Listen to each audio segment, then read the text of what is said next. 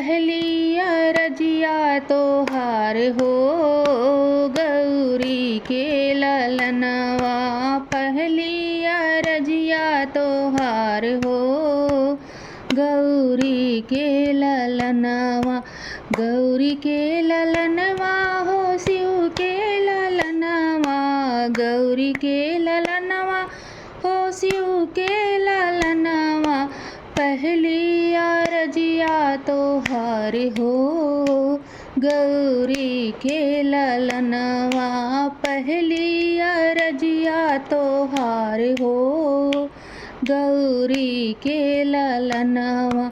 ब्रह्मा से पहिले विष्णु से पहिले। ब्रह्मा से पहिले विष्णु से पहिले।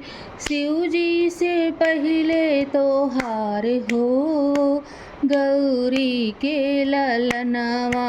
शिव जी से पहिले तोहार हो गौरी के ललनवा। गौरी के ललनवा हो शिव के ललनवा। गौरी के ललनवा हो शिव के ललनवा। पहली अरजिया तोहार हो गौरी के ललनवा।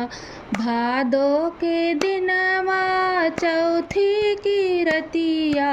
भादो के दिनवा चौथी के रतिया। गणपति ली है अवतार हो गौरी के ललनवा। गणपति ली है अवतार हो गौरी के ललनवा। गौरी के ललनवा हो शिव के ललनवा। गौरी के ललनवा हो शिव के ललनवा। पहली अरजिया तोहार हो गौरी के ललनवा। पहली अरजिया तोहार हो गौरी के ललनवा। हाथी के सिर पाए मानव के देहिया।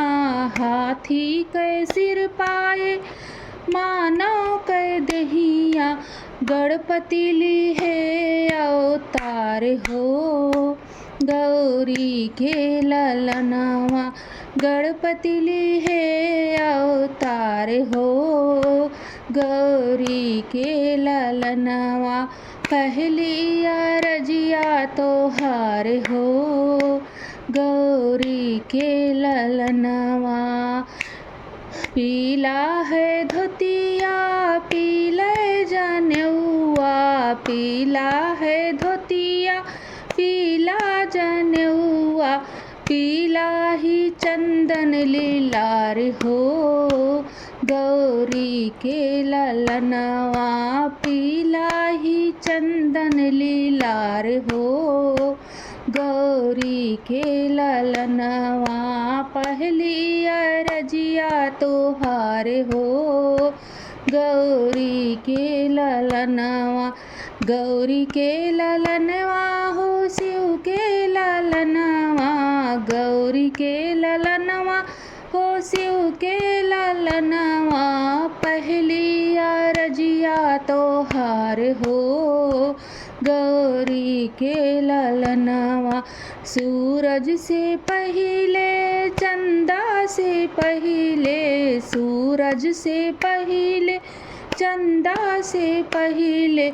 नवग्रह से पहिले तोहार हो।